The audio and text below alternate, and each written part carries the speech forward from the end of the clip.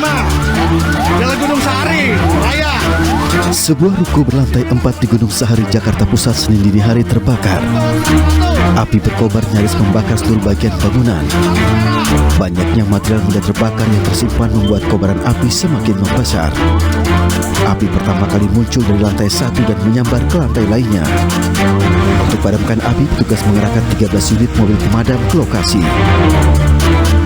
Jadi dari lantai 1 sampai lantai atas itu sudah terbakar semua. Ya. Di samping itu kendala kita tralis dibuka sangat susah. Makanya kita usahakan kita bongkar, rumahnya kita bongkar, baru kita bisa masuk. Alhamdulillah sekarang tinggal pendinginan. Hingga kini belum diketahui penyebab kebakaran dan masih dalam penyelidikan petugas. Dari Jakarta, Helmi Sajakpati, iNews melaporkan.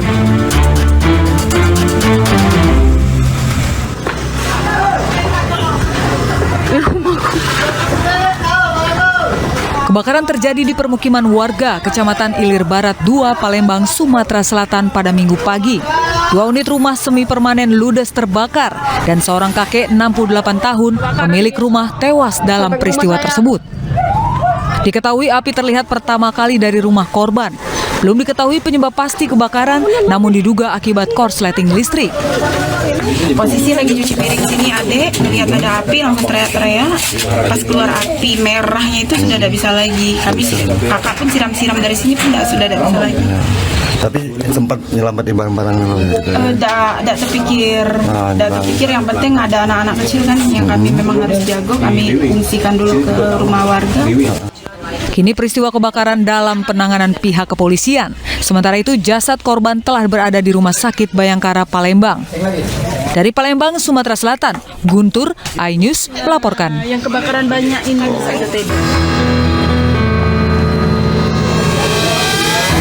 Sebuah rumah semi permanen di kawasan Parit Lalang, Kota Pangkal Pinang, Provinsi Kepulauan Bangka Belitung, dilalap si jago merah Minggu malam. Kobaran api dengan cepat membesar dan seketika menghabiskan rumah warga. Besarnya api bahkan merobohkan atap bangunan yang terbuat dari material mudah terbakar. 5 unit mobil pemadam kebakaran yang tiba langsung berjuang memadamkan api. Setelah api dapat dikuasai, petugas mendapati seorang pemilik rumah berusia 90 tahun jadi korban akibat terjebak dalam kebakaran. Korban diduga tidak bisa melarikan diri karena berusia lanjut. Tim pemadam kemudian membawa jenazah korban ke rumah sakit terdekat.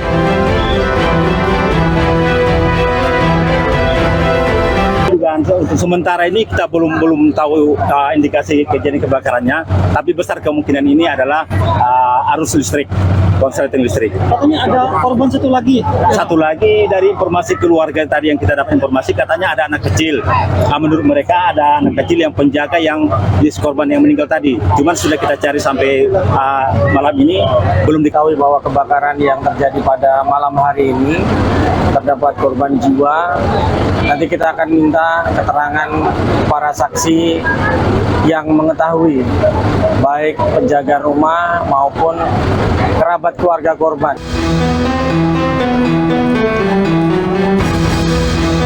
Petugas lalu memasang garis polisi mengamankan lokasi kebakaran. Dari Pangkal Pinang, Bangka Belitung, Haryanto, iNews melaporkan. Awali informasi dari Tasikmalaya, Jawa Barat, di mana ratusan kios di Pasar Ciawi, Tasikmalaya, Jawa Barat hangus terbakar. Kebakaran diduga disebabkan korsleting listrik dari salah satu kios pasar.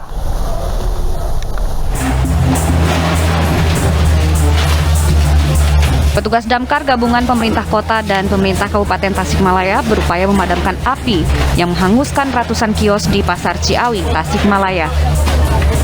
Petugas bahkan dibantu pedagang di lokasi untuk melakukan pemadaman di kios Blok C dan sebagian Blok A pasar. Sementara pedagang lain berupaya menyelamatkan barang-barang dagangan mereka. Kebakaran di Pasar Ciawi bukan pertama kalinya terjadi. Yang pasti kebakaran ini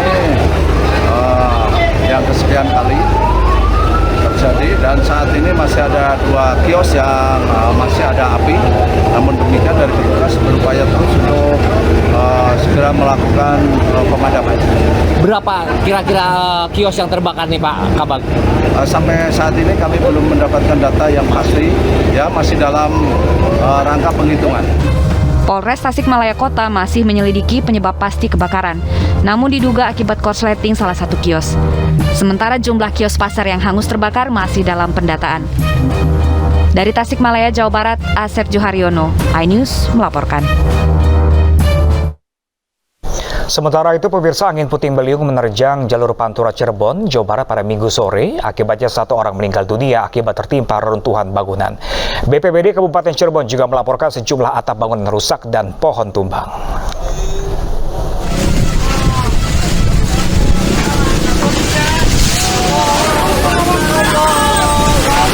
Angin puting beliung menerjang sejumlah wilayah Pantura, salah satunya di Kecamatan Losari, Kabupaten Cirebon.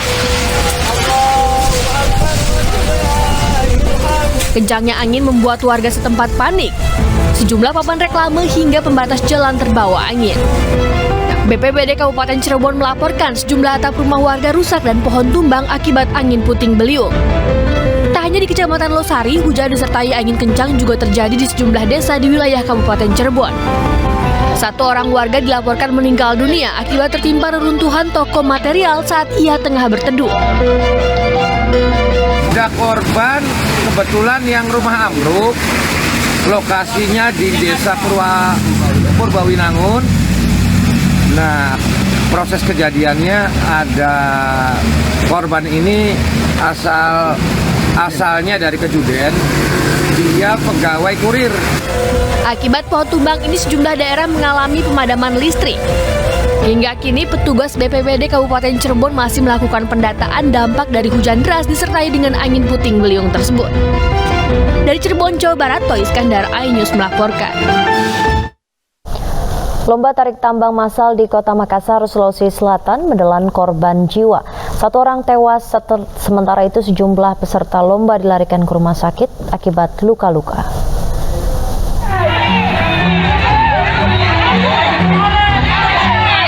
Kegiatan lomba tarik tambang yang memecahkan rekor muri di Makassar, Sulawesi Selatan berujung maut. 1 orang meninggal dunia, sementara sejumlah peserta lainnya luka-luka. Kegiatan ini menghadirkan 5.000 orang peserta dengan panjang tambang sekitar 1.540 meter. Para peserta mengikuti kegiatan ini di Jalan Jenderal Sudirman hingga Jalan Ratulangi, Kecamatan Ujung Pandang, Kota Makassar. Pasca kejadian, aparat kepolisian mendatangi lokasi guna proses penyelidikan. Selain itu, polisi juga mengamankan barang bukti tali tambang dari lokasi kejadian untuk dibawa ke Mapolsek Ujung Pandang. Diduga kegiatan ini digelar tanpa ada izin keamanan dari aparat keamanan. Kita amankan, karena misalnya ada kegiatan di Car Free Day ini yang dilakukan tanpa ada pemberitahuan ke pihak kami yang ada di kepolisian, Polsek maupun Polres. Dari kegiatan ini ada beberapa orang yang jadi korban, ada yang luka-luka, bahkan ada yang meninggal. Yang saat ini sedang berada di rumah sakit, di beberapa rumah sakit di Kota Makassar. Hingga saat ini polisi masih menghimpun data terkait jumlah korban luka yang tengah dirawat di rumah sakit. Sementara panitia penyelenggara juga akan diperiksa di Mapolsek Ujung Pandang. Dari Makassar, Sulawesi Selatan, Leo Muhammad Nur, iNews melaporkan. Sementara itu, pemirsa, seorang warga negara asing asal Republik Seychelles terjatuh ke dalam jurang sedalam 25 meter di sebuah villa di kawasan Desa Kenderan, Gianyar, Bali pada Minggu malam. Beruntung korban berhasil dievakuasi dalam keadaan selamat.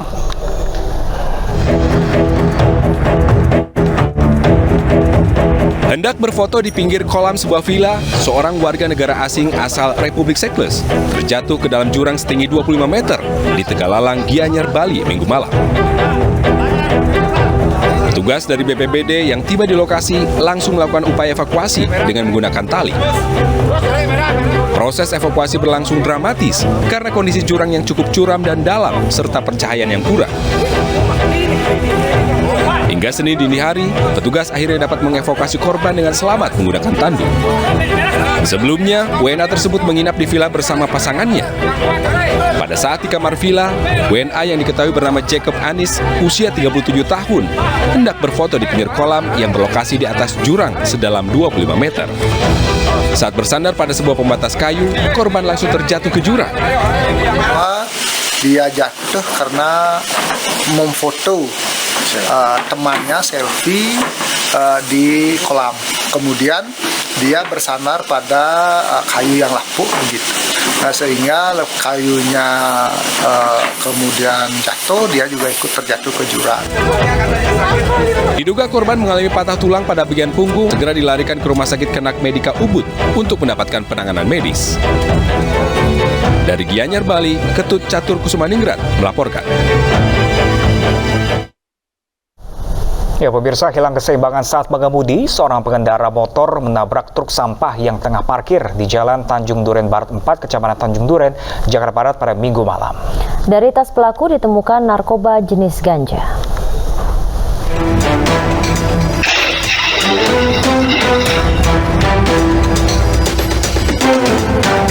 Inilah rekaman dari kamera CCTV detik-detik pengendara motor menabrak truk sampah di Jalan Tanjung Duren Barat 4, Kecamatan Tanjung Duren, Jakarta Barat. Suasana jalan yang sepi mendadak ramai usai pengendara motor jatuh tergeletak menabrak bagian belakang truk yang terparkir di bahu jalan. Warga yang mendengar bunyi benturan keras sontak berlari keluar jalan. Akibat benturan yang cukup keras, korban alami luka serius di bagian kepala. Petugas kepolisian sektor Tanjung Duren yang tiba di lokasi mengecek identitas korban dan menemukan narkoba jenis ganja dari dalam tas korban. Diduga pengendara motor tidak konsentrasi dan hilang keseimbangan saat berkendara. Iya, udah terkapar, cuman cukup ngeluarin banyak darah juga ya. Lebih parah sih di daerah muka. Korban dilarikan ke Rumah Sakit Pelni, Jakarta guna mendapatkan penanganan medis dan sepeda motor beserta barang bukti narkoba dibawa ke Polsek Tanjung Duren. Kini kasus ini ditangani Polsek Tanjung Duren. Dari Jakarta, Miftahul Gani, iNews melaporkan. Sementara itu, pemirsa, ratusan botol minuman keras berhasil disita petugas dalam operasi gabungan di sejumlah tempat hiburan malam di Tuban, Jawa Timur. Petugas juga memperlakukan tindak pidana ringan kepada pemilik toko yang menjual miras.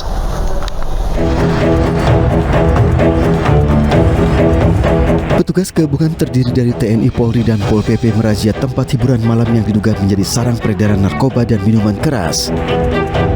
Di lokasi hiburan malam ini, petugas mendapati pengunjung yang asik menikmati miras sambil mendengarkan alunan musik ditemani seorang wanita. Petugas kemudian mendata pengunjung dan pemilik tempat hiburan. Razia kemudian beralih ke lokasi lain yang diketahui menjual jamu. Di lokasi ini, petugas mendapati botol-botol minuman keras dari berbagai merek dengan kadar alkohol yang tinggi. Total terdapat 350 lebih botol miras yang disita petugas untuk nantinya dimusnahkan. Melaksanakan pemeriksaan di beberapa tempat, yaitu pemeriksaan izin penjualan miras.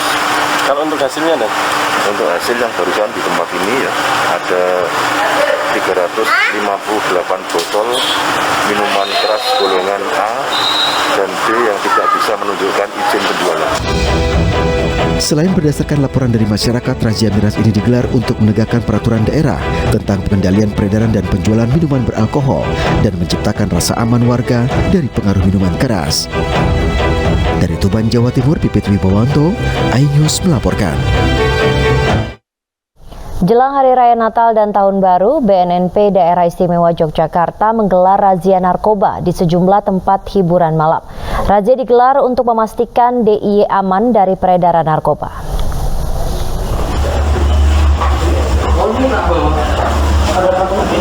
Petugas BNNP Daerah Istimewa Yogyakarta gelar razia narkoba jelang Nataru di sejumlah tempat hiburan malam.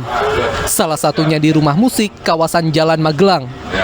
Saat razia, petugas menyisir seluruh ruangan yang tengah digunakan tamu. Selain itu juga memeriksa barang bawaan serta melakukan tes urin.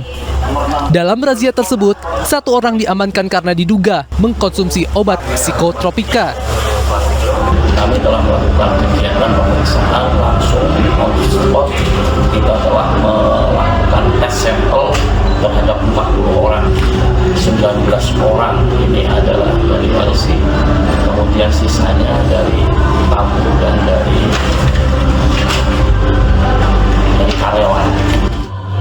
Rencananya, razia serupa akan terus digelar di sejumlah tempat. Hal ini dilakukan guna memastikan DIY aman dari peredaran narkoba. Dari Yogyakarta, Daerah Istimewa Yogyakarta, Gunanto Farhan, iNews melaporkan. Puluhan santri pondok pesantren di Sukabumi, Jawa Barat keracunan makanan yang disajikan oleh pihak pondok pesantren. Ya, pemirsa, sebanyak 17 santri diantaranya harus dirawat intensif di rumah sakit.